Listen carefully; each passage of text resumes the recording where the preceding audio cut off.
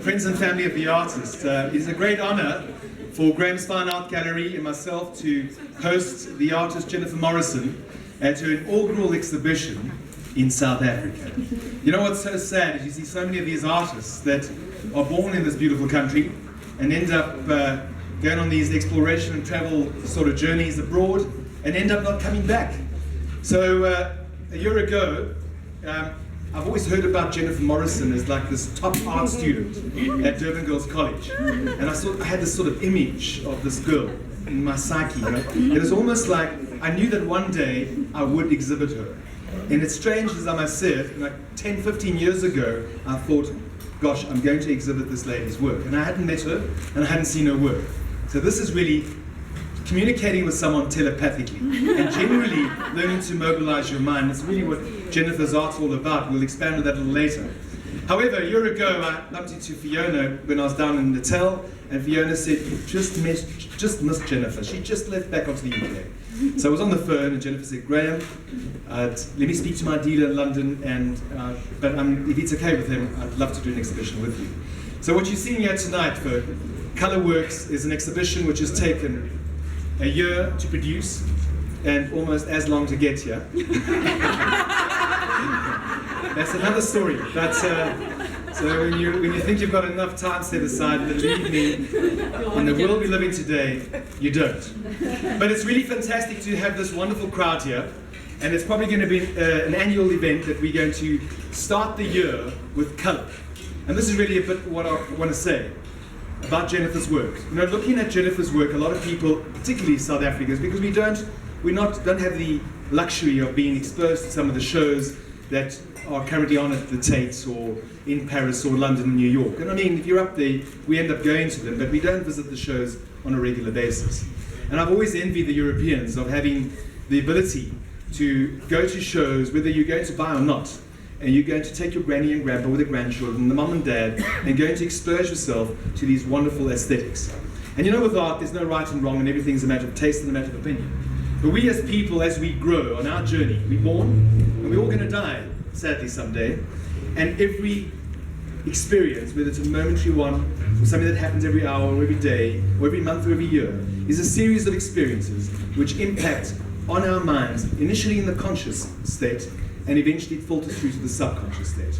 So when I look at Jennifer's works, I mean, I'm a great colorist. You can probably see every time you drive down the William Nicol, you will see these magnificent sculptures. There's ribbon-like metalworks which will entice you to the gallery. And then we've got this beautiful billboard out here with Jennifer's works on them.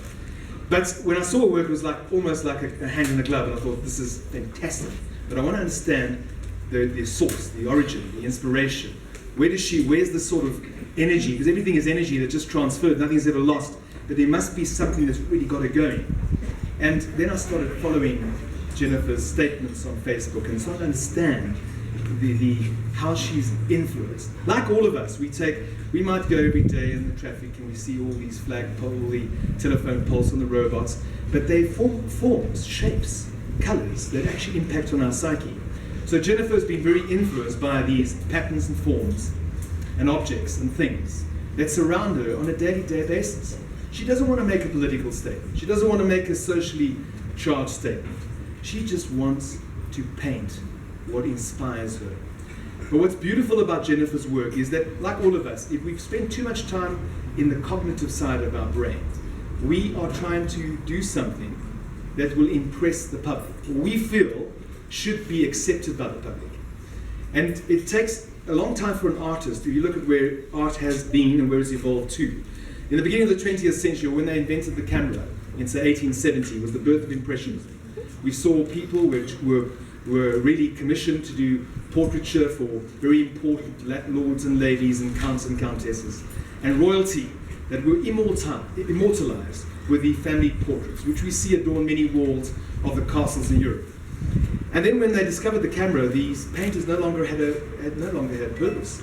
And that was the departure point for art, and we saw the slowly looser strokes of the Manets and Monets and the Pissarros and the birth of Impressionism.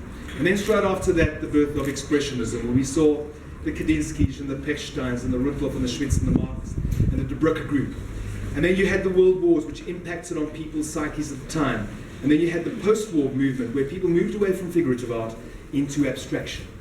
Now, when those of you that are familiar with the artists like Sam Francis or Baselitz or Basquiat, but you'll see that there's definitely people that take bits of inspiration from artists that have been before them, and so they evolve their own original ideas, statements, and concepts.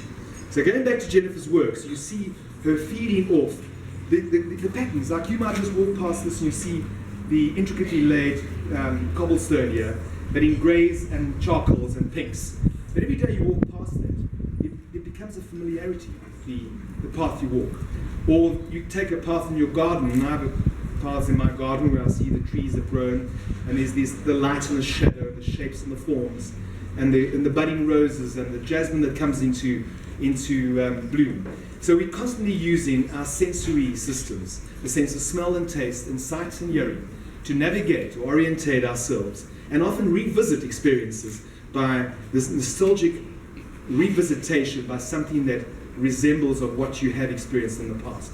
So Jennifer's work is essentially pattern, form, and rhythm, which we see in nature abundantly. But what's magical about it is that she doesn't say, well, there's my moss, or there's the bark of the tree, and I'm now going to copy this. Jennifer doesn't do that. So Jennifer takes the cognitive experience, and then it just filters automatically into the subconscious. And then while she walks around, and one day she feels inspired, what she has to do is show, she says, well, I've got to sit down and do some work. So she will then sit down in front of a blank canvas, and these are spontaneous emotional gestures. Now, where the world has got to, you know, as I said, from realism, where everything was very structured and everything, you had composition with everything. There's still composition here, but composition on a subconscious level. And where we are as people, as beings, we've all realized that the world today, we're moving so quickly through time and space, that nothing is forever, that everything is changing, everything is evolving. And we as people cannot become too grounded or too attached to the material things in the world. The buildings that we aspire to build, these trust funds with commercial buildings and residential units, and it's all good and well, because there must be a certain level of sensibility that must prevail in our so-called planning, because we don't know how long we're going to live. There might have medical breakthroughs, and all of us sitting here today I might be still doing this speech at 150 and still looking at Nigel here. So, gee, Nigel lost even more weight. Sorry, Graham. See you on the polo field. But so there's lots of uncertainty. So with time, people today, is that to get a crowd like this in January here, first of all, that's amazing. And I want to thank you for taking the time and effort to come and join us. And we're going to create a space that's going to be so vibrant and so enigmatic and so exciting. And I want you guys to experience this journey with me. So what I've tried to do is bring Jennifer's works here so that you can see what today is hot, what's edgy, what's sexy, what's out there. And if you look at something that's totally original, because your emotions you don't filter, your emotions are how you respond to what you experience. So Jennifer's beautiful language, bold, bright, and her pigments are pure and crisp, and they have an innocence about them that is strong vibration. So tonight when you go back into the room, I want you to look at the works, but don't just look at them purely visually.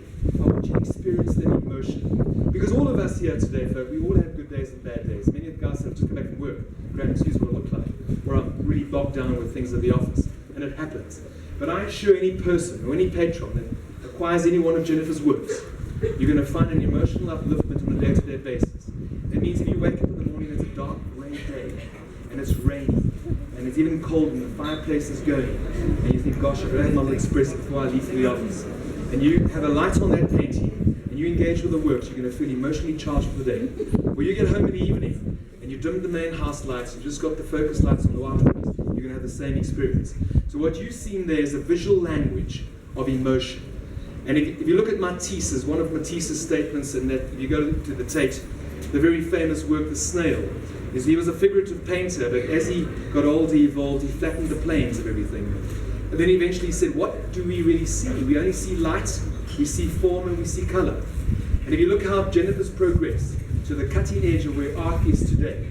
I mean, you heard of just recently, 2 days ago, there was something about a woman that collected a painting, and it sold for $22 million. An unknown artist on an American auction. So this can happen. So I'm asking you today, don't take a conservative view that many South Africans do. Throw yourself into it. Walk into the painting. Become one with it. and I'm sure you'll derive a great deal of pleasure. Once again, folk, I want to thank